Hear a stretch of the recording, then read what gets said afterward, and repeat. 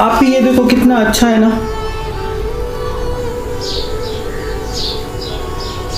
ध्यान किधर है आपका? कहीं नहीं। हाँ ये वाला अच्छा है। मानती हूँ आप इस शादी से खुश नहीं हैं, लेकिन अब शादी तो हो रही है ना, तो उसे एंजॉय करें। और वैसे भी मुबश्शिर भाई फरहाद भाई से कहीं ज़्यादा अच्छे हैं। शायद खुदा भी नहीं चाहते थे कि मेरी इतनी प्यारी बंदी किसी ऐसे शख्स के पास जाए जो उसकी कदर ही ना करे। बरिया मैं अंदर ही अंदर सोच रही हूँ कि मैंने जल्दबाजी में ये फैसला तो कर लिया है, और चाची के ज़रिए फरहाद तक भी ये मैसेज गया होगा कि अब मुझे कोई फ़र्क नहीं पड़ता। लेकिन कहीं ये मेरी पूरी उम्र भर का पछतावा न बन जाए। कैसे? अगर उससे भी मुझसे मोहब्बत हो गई तो, और शादी के बाद हुई तो? हम उनके लिए अहम, वाह दिल तेरे वहम। आप किस दुनिया में हैं? उससे मोहब्बत होनी होती तो कब की हो चुकी होती। सुना है इंसान के चले जाने के बाद उसकी कदर होती है। ऐसा हुआ तो फिर पछताता फिर फरहाद भाई। मैं खुद को जानती हूँ ना बरिया, मैं चैन से नहीं रह पाऊंगी। आप पागल हो गए क्या? आप ही क्या देख लिया है आपने फरहाद में? अरे बात करने की तमीज़ तक नहीं है उसमें। यूनिवर्सिटी पढ़ने क्या चला गया, अपने आप को हीरो समझता है, और आप ऐसे शख्स के पीछे पागल हैं। ताज्जुब की बात है। तुम समझती क्यों नहीं कि वो मेरा बचपन का प्यार है, और बचपन को इंसान कभी नहीं भुला सकता। वो हमेशा उसमें वापस जाने की कोशिश करता रहता है। आप ही उसे आपकी मोहब्बत का ना तो एहसास है और ना ही उसे कोई फ़र्क पड़ता है। उसके लिए ये सब एक ज़बरदस्ती का रिश्ता था जो टूट गया। ये मोहब्बत, एहसास, इश्क आपके जहन की पैदावार है, और शुक्र मनाएं कि आपको इतनी जल्दी इतना अच्छा रिश्ता मिल गया। हमारा भरम भी रह गया और आपको एक अच्छा लड़का भी मिल गया। काश तुम समझती कि अच्छा लड़का नहीं चाहिए होता बरिया, बस महबूब चाहिए होता है।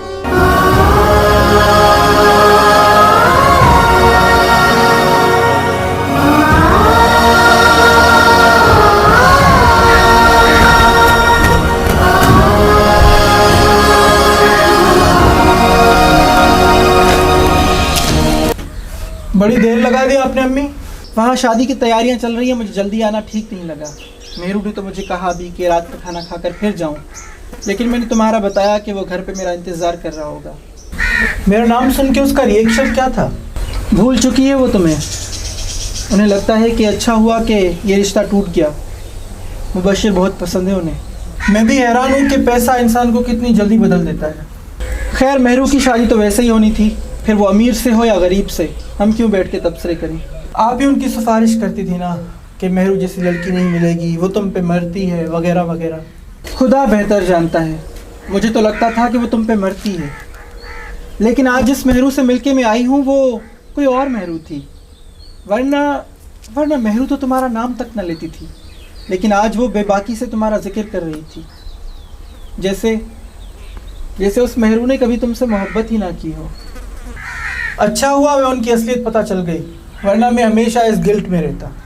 पता नहीं क्या हो गया है, जब से तुमने उस रिश्ते को ठुकराया है सब बदल सा गया है।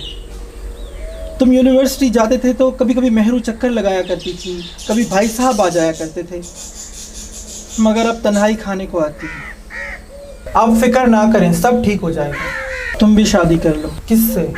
जिससे तुम मोहब्बत करते हो। मैं चाहती हूँ जब तुम यहाँ पे ना हो तो कोई मेरे पास हो। काम करते वक्त जब मुझे पैर में मोच आ जाती है तो मैं चीखती हूँ, लेकिन कोई आता ही नहीं मेरे पास। आप मेरे साथ कराची चलें, वहाँ रहते हैं, मैं हूँगा ना आपके पास। बड़ी मुश्किल से तुम्हारी पढ़ाई, हॉस्टल और बाकी के अखराजात पूरे कर रही हूँ। ऐसे में कराची जाकर रहना बहुत मुश्किल है, और फिर इस घर के साथ तुम्हारे अब्बा की कुछ यादें जुड़ी हुई हैं। अम्मी क्या हुआ? मुझे लगता है हमें किसी की बद्दुआ लगी है। ऐसा नहीं कहते बेटा। मैं जिस लड़की से प्यार करता था वो चली गई। मैं करियर में बहुत पीछे रह गया हूँ। समझ में नहीं आ रहा कि मैं क्या करूँ। तुम फिक्र नहीं करो, अल्लाह सब बेहतर करेगा।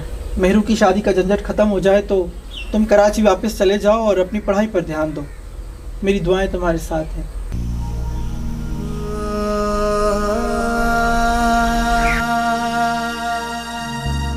आपका मतलूबा नंबर इस वक्त दूसरी कॉल पर मौजूद है। बराए मेहरबानी थोड़ी देर इंतजार कीजिए।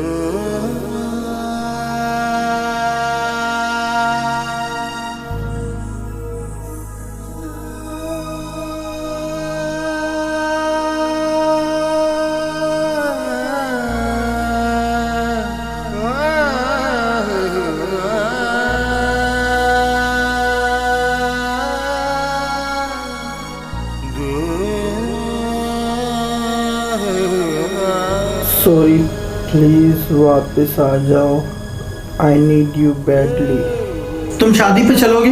अजीब नहीं लगेगा मंगेतर की शादी में जाना? मंगेतर थी, अब नहीं है। कजन तो है ना, और फिर खानदान में थोड़ी बहुत इज्जत रह जाएगी तुम्हारी। अम्मी वहाँ पे बहुत सारे लोग होंगे जो कि उल्टा सीधा कुछ बोल देंगे और मैं बर्दाश्त नहीं कर पाऊंगा, और मैं नहीं चाहता कि वहाँ मेरी वजह से कोई हंगामा हो। सबको जवाब मैं दूंगी, तुम सिर्फ चलो। तुम्हारे चलने से कम मैं ये तो बोल सकूंगी सबको कि भाई रिश्ता तो ये लोग चाहते ही नहीं थे कि हो, तभी तो देखो पैसों वाला लड़का देख के शादी करवा रहे बेटी की। मैं आप लोगों के किए गए फैसले की वजह से आज मुसीबत में हूँ। शादी पे जाओ तो मुसीबत, शादी पे ना जाओ तो मुसीबत। क्या करूं मैं, मर जाऊं? जो तुम्हारा दिल करे वो करो, मैं कोई जबरदस्ती नहीं कर रही। तुमने वैसे कौन सी मेरी बात मानी है जो आज मानोगे? आप तो ऐसा ना ही कहें अम्मी, प्लीज। कपड़े मैंने निकाल के रखे हैं, दिल करे तो आ जाना। कौन कौन आया है शादी में? मुबशिर जीजू, उनकी अम्मी, उनके अब्बा, उनका पूरा खानदान, अमीन चाचू और उनकी फैमिली, हमारे रिश्तेदार और मेरी सहेलियां। और कोई? और बच्चे। अच्छा, शबाना चाची भी आई हुई हैं। अकेली आई हैं? नहीं, तो साथ में गिफ्ट्स भी लाई हैं बहुत सारे। आप जो समझ रही हैं ना, वो नहीं आए। आज तो आना चाहिए था उन्हें। क्यों? आज उसकी आंखों में आंखें डालकर कहती, जिस मेहरू को तुमने ठुकराया है वो आज पिया के घर जा रही है। जरूरी नहीं है कि जिसे आप ठुकराएं उसे पूरी दुनिया ठुकरा दे।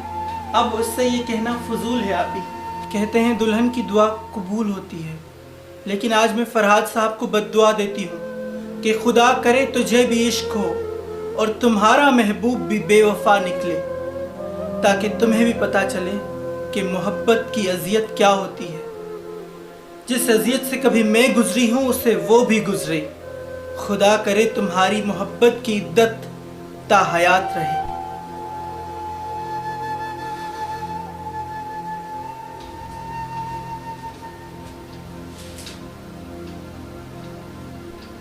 अरे चाची, कैसी लग रही हूँ मैं? माशाल्लाह बहुत प्यारी, अल्लाह पाक नजरे बद से बचाए। और मैं, तुम्हारा कोई मुकाबला है भला? चलें? हाँ चलो। आप ही आप आराम से उठें, ठीक है? आ जाओ।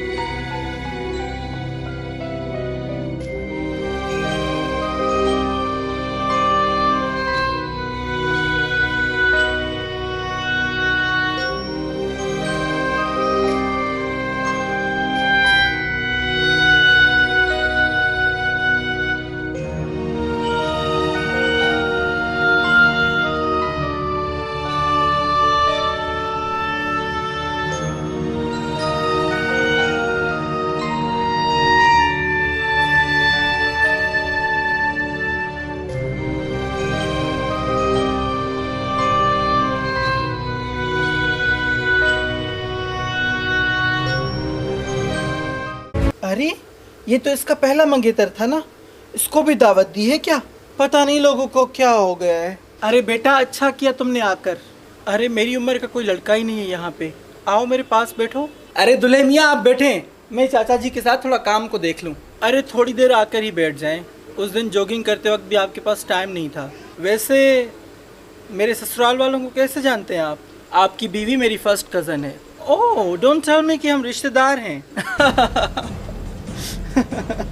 आपकी बीवी का पहला मंगेतर भी। मंगेतर?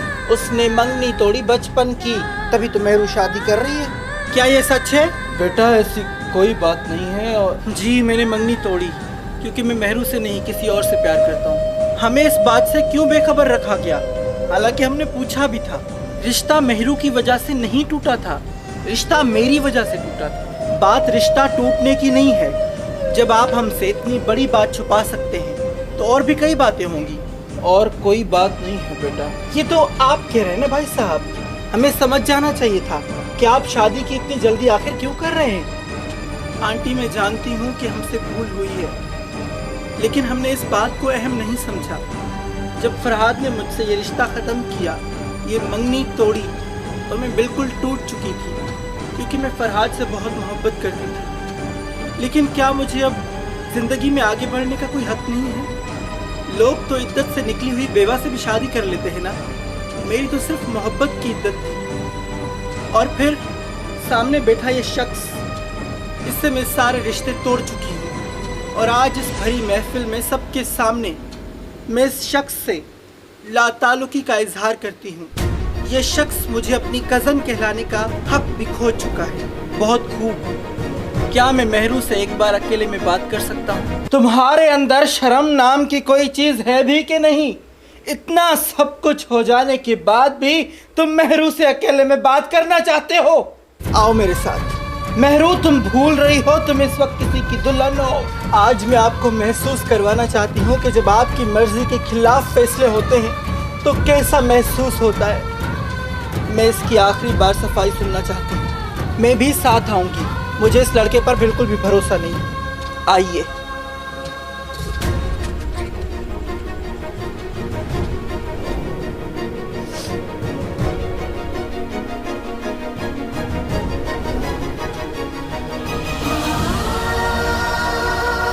बहुत नफरत करती हो ना मुझसे।